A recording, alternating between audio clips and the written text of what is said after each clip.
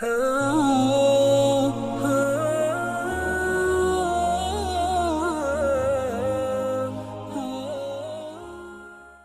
bertanya, bagaimana untuk seorang dai, karena ada pendapat dari orang lain, ketika seorang dai menerima rezeki dari orang, itu katanya tidak boleh, karena dai itu berarti sudah menarifkan dirinya. Jadi bagaimana pandangan Ustadz jika seorang dai itu menerima yang diberikan oleh orang yang mengundang dia untuk menyampaikan dakwahnya? Itu saja. Terima kasih Ustaz. Ittabi'u man la yas'alukum alaihi ajra. Ikutilah orang yang tidak mengambil upah. Jadi saya dulu pengajian, datang bapak-bapak nanya. Pengajiannya di Riau. Angkat tangan dia. Ustaz, ada yang mau kutanya. Apa Pak? Dalam surat Yasin kan ada itu. Ittabi'u man la yas'alukum alaihi ajra. Ikutilah Nabi Muhammad yang tak ngambil upah. Dia sebetulnya mau nyindir saya, Ustadz ngambil amplop itu sebetulnya. Bukan ini, bapak itu dulu. Kemudian saya minta, saya cerita dulu nih. Kemudian saya minta sama tuan rumah itu, ada pena sama kertas, saya bilang. Ada Pak, saya tulislah.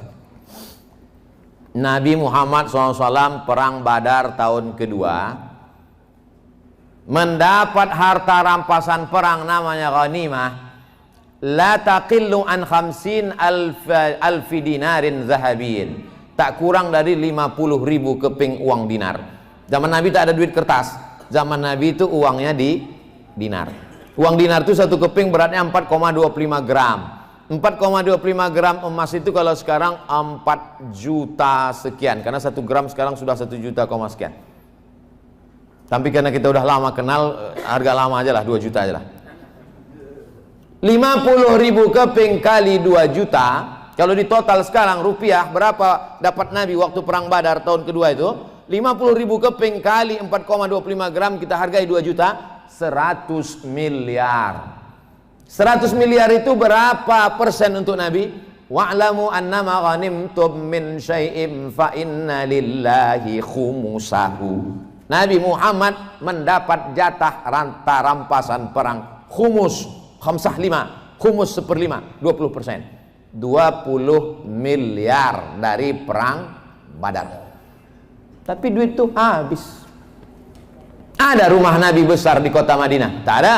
Ada kursinya dari emas gelang Aisyah? Tak ada. Nabi tak ada meninggalkan apa-apa. Habis duit itu. Oleh sebab itu yang tak boleh itu adalah Imam Masjidil Haram, Imam Masjid Nabawi digaji. Dari mana? Dari Baitul Mal. Baitul Mal itu sudah ada sejak zaman Nabi. Untuk menyembah Allah namanya Baitullah, masjid. Untuk gaji imam, gaji khatib, gaji guru agama diambil dari Baitul Mal. Bait rumah, mal harta. Baitul Mal itu diambil dari 7. Zakat, wakaf, infak, sedekah, wasiat, hibah, ghanimah. Zakat, wakaf, infak, sedekah, wasiat, hibah, ghanimah. Ditumpuk di Baitul Mal untuk menggaji itu. Bisa tak Pak Ustadz kalau kita khotib Jumat sama penceramah di Medan, di Sumatera Utara, tak usah lagi dikasih honor? Bisa. Kalau begitu dibuat satu pintu. Semua orang Islam zakatnya potong atas, diserahkan ke Baitul Mal. Buat Baitul Mal Sumatera Utara. Di Baitul Mal itulah semua digabungkan, zakat, wakaf, infak, sedekah, wasiat, hibah, ghanimah tak ada lagi karena kita tak perang. Lalu digaji secara pokok. Bisa. Yang tak boleh itu kita mematok. Kalau kalian mau mengundang aku, kirim DP, kirim tiket pesawat, mesti duduk ini, itu yang tak boleh. Saya sampai hari ini diundang orang belum pernah lagi minta mesti pesawatnya harus ini, duduknya kursi ini, tak pernah.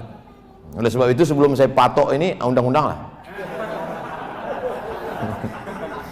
Makanya saya buat tuh video pendek. Saya Abdul Somad, dimanapun ceramah dari Sabang sampai Merauke, sampai ke Australia, sampai ke Eropa, kalau ada orang mengatasnamakan saya, meminta DP, meminta tiket pesawat harus eksekutif, harus itu bukan, berarti penipu, pembohong. Banyak juga jamaah yang tertipu. Oleh sebab itu yang tak boleh itu dia patok, dia bandrol, dia itu. Bahwa ada orang mengasihi, alhamdulillah. Bahwa tak ada orang mengasihi, nauzubillah.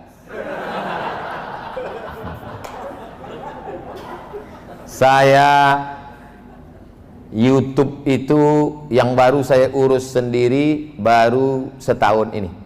Itu totalnya dapat sekitar 400 juta. Duitnya habis semua untuk membeli sembako dibagi tiap bulan untuk fakir miskin. Jadi kalau Bapak Ibu mau nonton YouTube pengajian saya, itu sama dengan Bapak Ibu memberi sembako habis. Tak saya ambil duitnya. Tanya tim media, transfer langsung ke yayasan, habis dibagikan ke fakir miskin. Oleh sebab itu, subscribe, like, and share. Apa lagi yang perlu? Tak perlu saya rumah besar, tak perlu ada mobil mewah, tak perlu. Pakaian cukuplah. Ini baju dikasih orang, celana dikasih. Wallahu a'lam. Baik.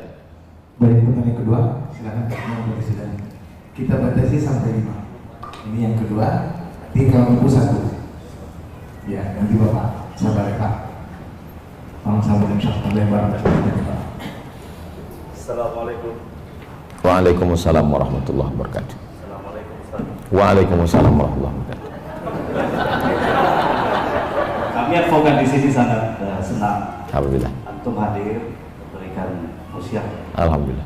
Pertanyaan saya, menghadapi akhir zaman, tentunya kita umat Islam punya banyak PR.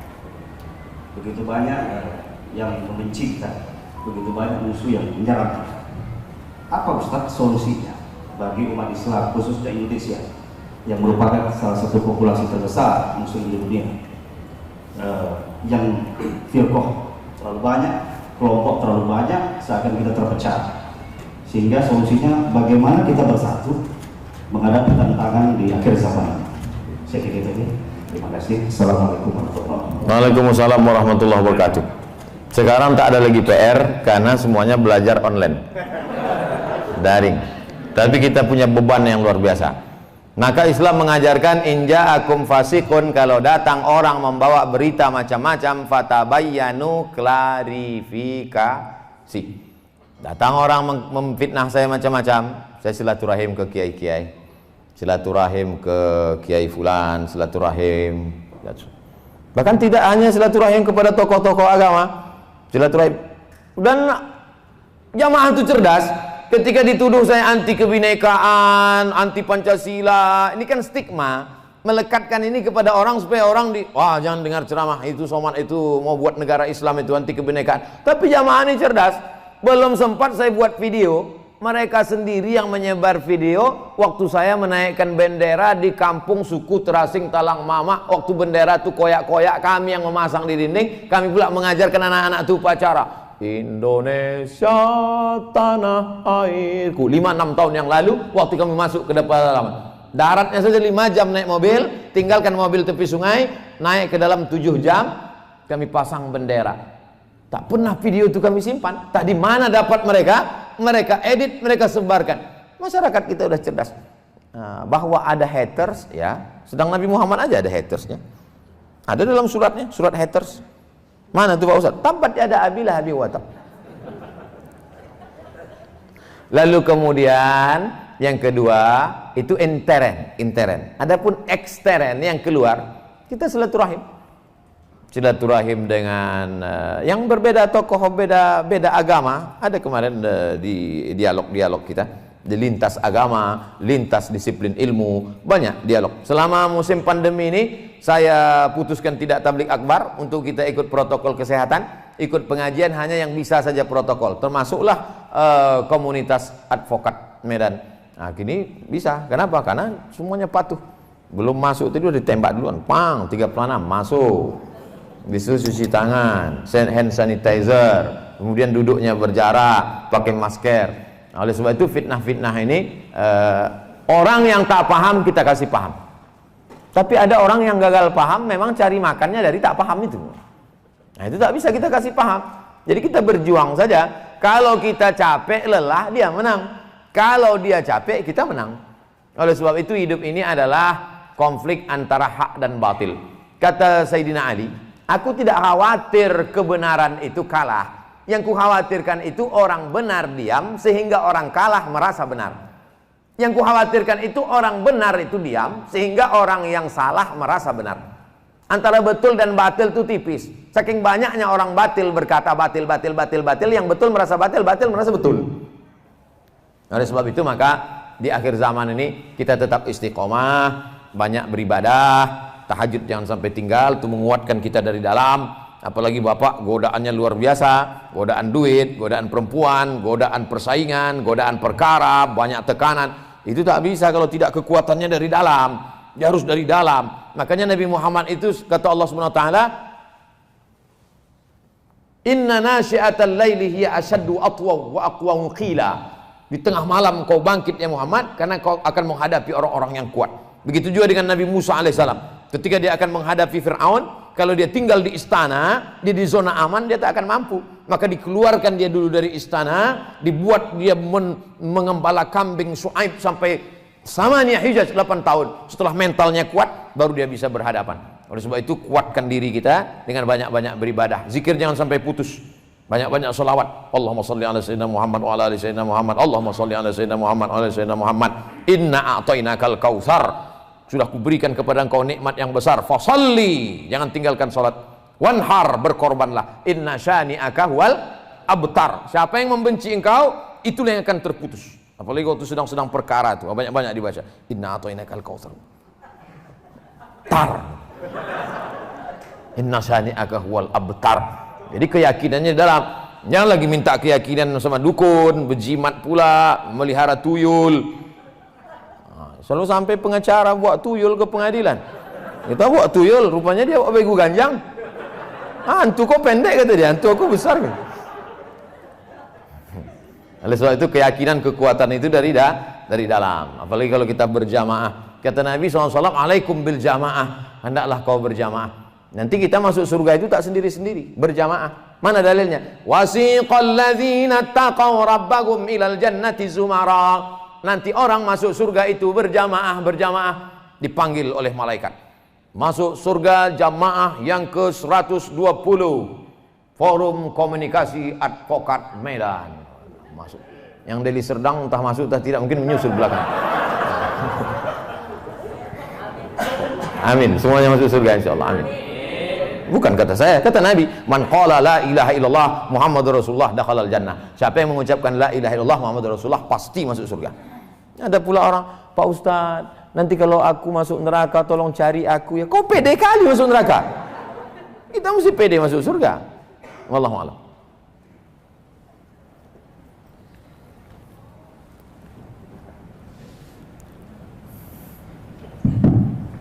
Assalamualaikum warahmatullahi wabarakatuh. Waalaikumsalam warahmatullahi wabarakatuh. Ustaz Abdul Somad yang kemuliaan, pertanyaan sederhana tapi banyak kita hadapi masyarakat. Pertama, mengenai anak di luar nikah. Kemudian bagaimana posisi dalam ahli waris. Kemudian bolehkah ayah yang menghamili ibu yang menjadi wali pernikahannya. Yang kedua, jika nanti diselesaikan kami berfoto dengan Ustaz.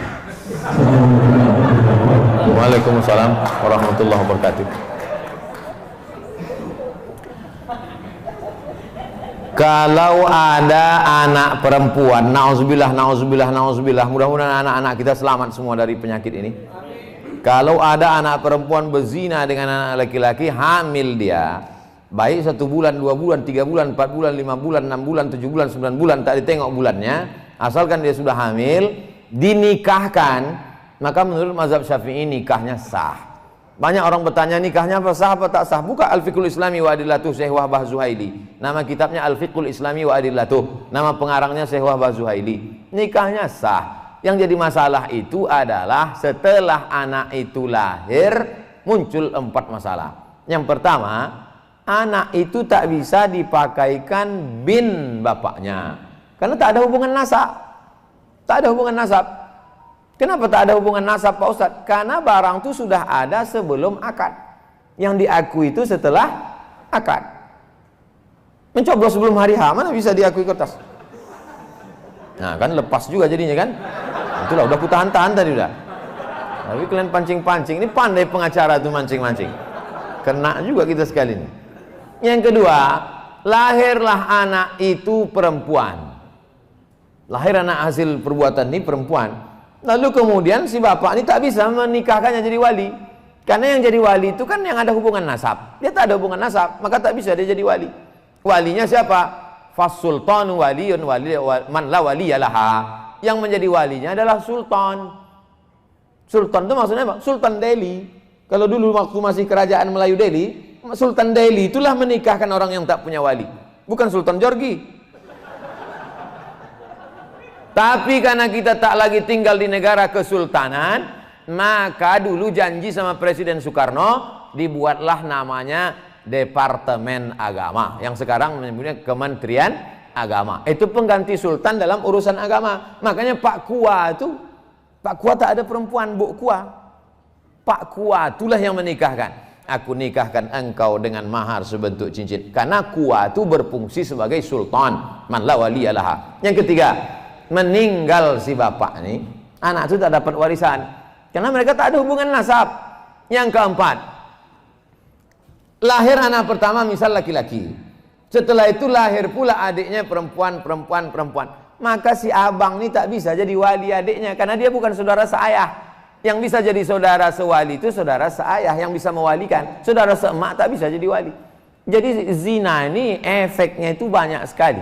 Oleh sebab itu saya sampaikan ke jamaah, kalau dulu pernah bersalah 20-25 tahun yang lalu, jangan buat kesalahan lagi. Jangan kau akadkan, mengakulah ke Pak Kua, bilang Pak Kua, nanti anakku ini tak bisa kualikan Pak Kua. Nanti pada hari pernikahannya itu aku pura-pura mencret nanti Pak Kua. Kata Pak Kua, bukan cuma kau, rata-rata begitu orang nih, kata dia. Udah tahu aku itu udah semua, udah cincailah tuh, aku nanti nikahkan, selesai itu. Asal kau tambah aja lah bayaran nih, kata dia. Kata Pak Kua. Oleh sebab itu jangan lagi diulangi kesalahan. Karena nikah itulah nikah illa biwaliyin, tidak sah nikah kecuali dengan wali wa syahidai adlin, dan saksi yang adil. Itulah yang saya pahami, itulah yang saya pelajari, itu yang saya sampaikan. Kalau ada pula ustadz yang berani menyampaikan, ajra'uhum lil fatwa ajra'uhum lin nar. Orang paling berani berfatwa, itulah orang paling berani masuk neraka. Saya banyak cakap saya itu orang tersinggung perasaan, tak senang dia, apa boleh buat? Saya menyampaikan aja. Mau dia, alhamdulillah. Tak mau dia, tak diundangnya sekali lagi. Itu saja, di mana-mana begitu. Banyak orang, Ustaz Somad itu saya diundang lagi. Masalah aja tuh. Orang sama saya ini banyak benci tapi rindu. Demikian. Tentang masalah foto tadi, nanti saya duduk di sini dengan bapak-bapak ketua, kemudian ada mungkin di ini, lalu di belakang ada, depan ada, tetap kita jaga supaya tak jadi fitnah. Karena tidak nanti Abdul Somad menebarkan ini supaya ditangkap polisi pula. Tapi saya tak apalah ngeri-ngeri kali karena banyak pengacara kan. Wallahu a'lam. Ibu-ibu mewakili? Cocok. Iya, silakan.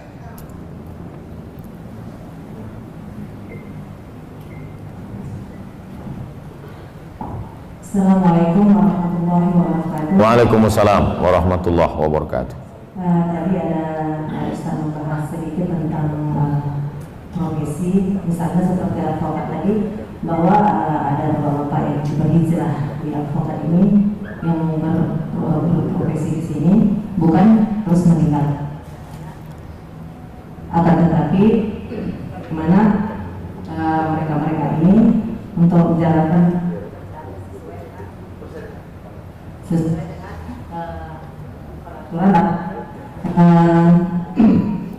seorang advokat akan,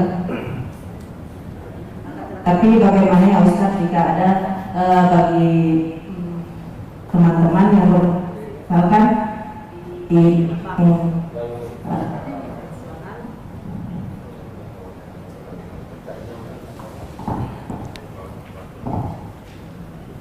ada beberapa kawan saya yang berprofesi di bank konvensional yang dia sudah mulai berhijrah, akan tetapi masih takut untuk meninggalkan pekerjaan karena masih ada keraguan tentang rezeki ke depannya di Ustaz. Nah ini mungkin ada solusi dari Ustaz bagaimana bagi kawan-kawan karyawan, karena berpikir saya hanya mengambil gaji sesuai dengan gaji yang menurut bagian saya gitu, tapi bukan mengambil riba gitu kan. Tetapi ada juga yang berpendapat bahwa gaji yang didapat itu ya dari penghasilan dari pabrik tersebut gitu.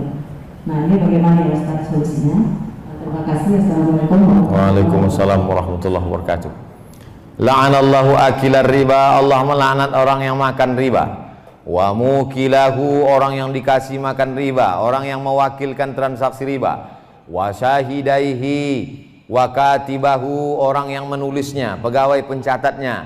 Wa syahidaihi, dua saksinya. Kulluhum sawa, semuanya sama. Hadis Nabi. Oleh sebab itu maka dia hijrah ke bank syariah. Simpelnya begini, saya mau beli mobil 200 juta misal. Assalamualaikum Pak. Waalaikumsalam. Saya mau minjam duit 200 juta, kasih, bayar 250, yang 50 itu riba. Duit pinjam duit riba. Kenapa ketika di bank syariah dia menjadi halal Pak Ustadz? Nih, orang yang berpikiran simpel yang tak paham, di sini letaknya. Assalamualaikum bank syariah. Waalaikumsalam. Saya mau pinjam duit 200 juta. Kata bank syariah, tak boleh kami ngasih duit, karena duit dengan duit riba, haram. Bapak 200 juta ini untuk apa? Untuk beli mobil. Maka bank syariah membeli mobil itu secara cash. Bank syariah membeli mobil itu ke dealer secara cash. Setelah itu dijualnya mobil itu ke saya secara angsuran. Maka akadnya uang dengan uang atau uang dengan barang? Uang dengan barang. Sudah saya tulis itu di Google. Tulis di Google. Cuma masalahnya tak pula bisa handphone ini dari tadi.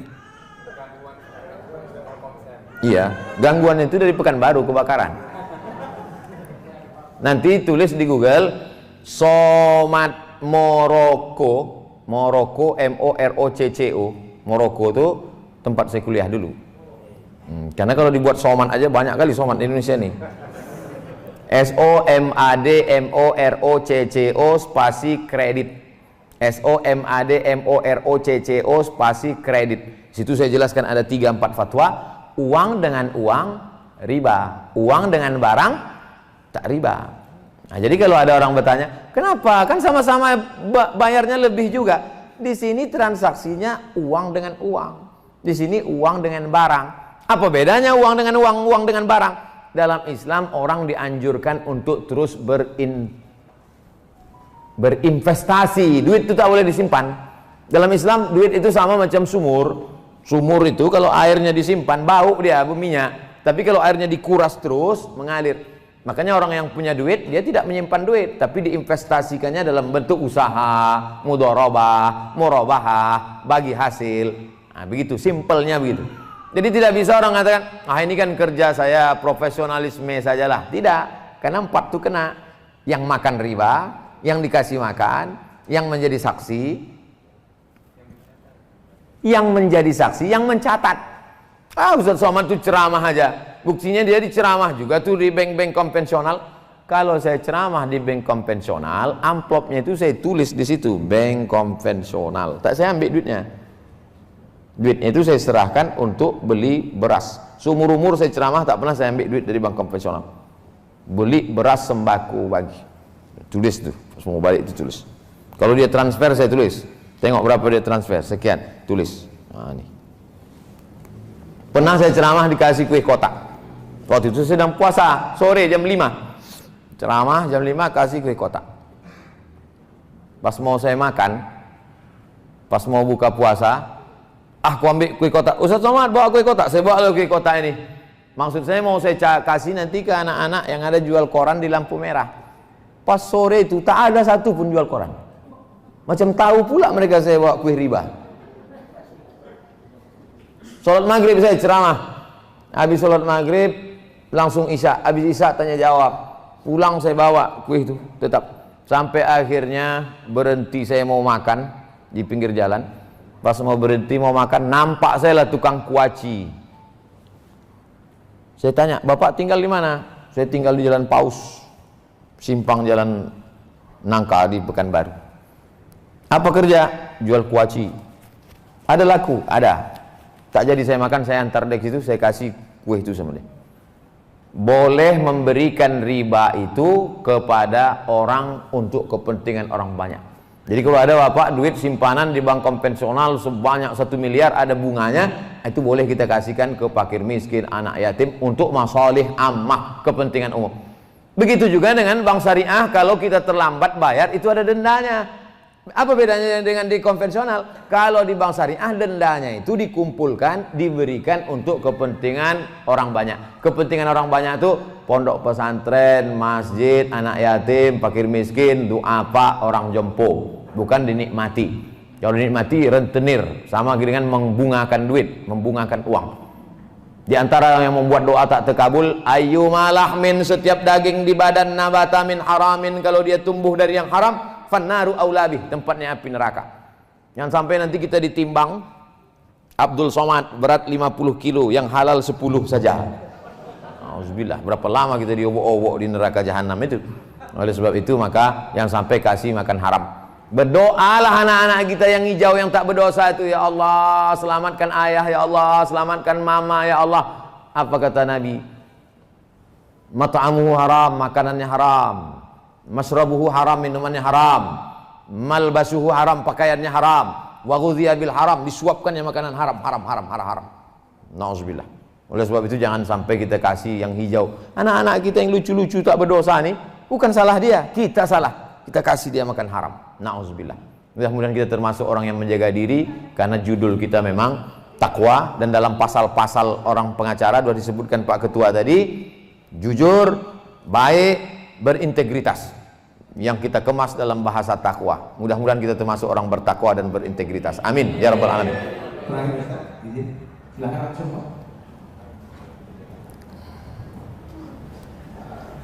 Assalamualaikum warahmatullahi wabarakatuh. Waalaikumsalam warahmatullahi. Terima kasih kepada Ustaz Abdul Somad, karena saya sering lihat Ustaz di video di YouTube dan juga di Facebook. Alhamdulillah. Ustaz, salah satu Ustaz yang saya tahu. Barakallah. Jadi ini Ustaz, kebetulan saya ini seorang advokat dan juga sekaligus seorang dosen. Jadi Ustaz, terkadang di dalam saya menjalani profesi saya sebagai advokat ada dilema-dilema tersendiri. Artinya kita ini kan dalam undang-undang orang salah pun bisa kita minta dibenarkan, kan gitu Ustaz. Artinya dalam hal ini juga pandangan-pandangan orang kan mungkin buruk melihat seorang advokat, kok orang salah dibela gitu kan.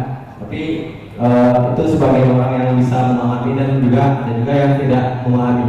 Jadi ada di satu sisi orang ingin hukuman pelaku berat, di satu sisi advokat membela ingin ringan gitu Ustaz.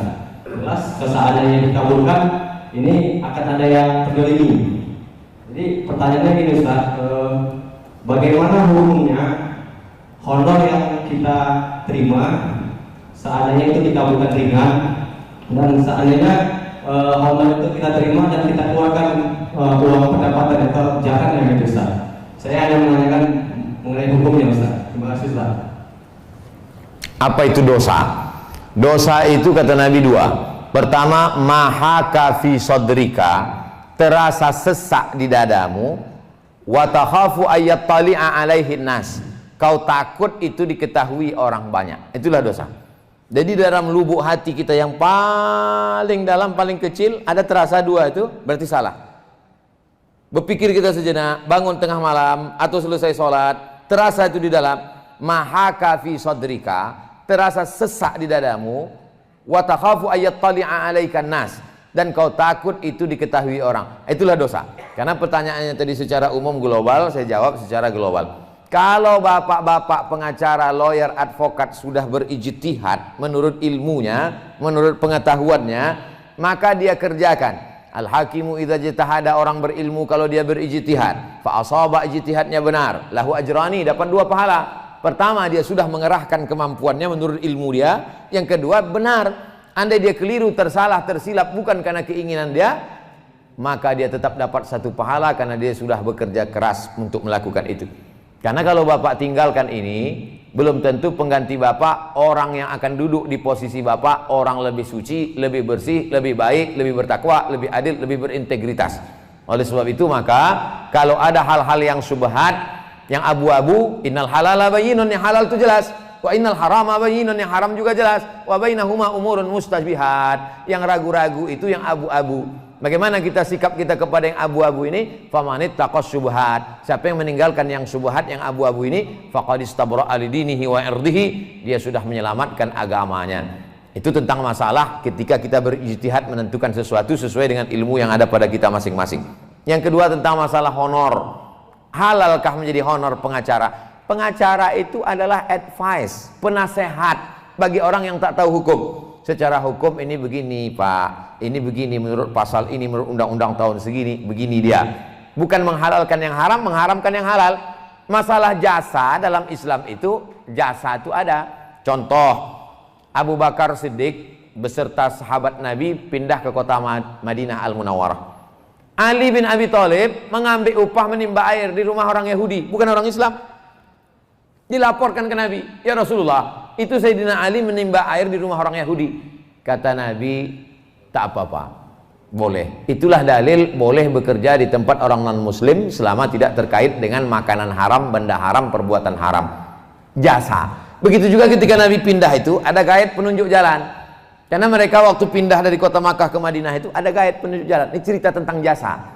Namanya Abdullah bin Uraiqid. Itu dibayar upahnya oleh Abu Bakar Siddiq. Biaya hijrah itu ditanggung oleh Abu Bakar. Itu dalil bahwa jasa itu boleh. Dalam perjalanan dakwah Islam itu ada penunjuk jalan, ada pengutip zakat. Itu semuanya adalah jasa. Begitu juga ketika Nabi membebaskan orang yang mampu mengajar 10 anak tulis baca, itu dibebaskan, tak dikutip duit, itu juga jasa. Jadi dalam Islam jual beli, bayar orang jasanya, lelahnya, itu dibenarkan selama perbuatannya itu tidak menghalalkan yang haram, mengharamkan yang halal. Demikian, wallahu a'lam bishawab. Maulaya salli wa sallim daim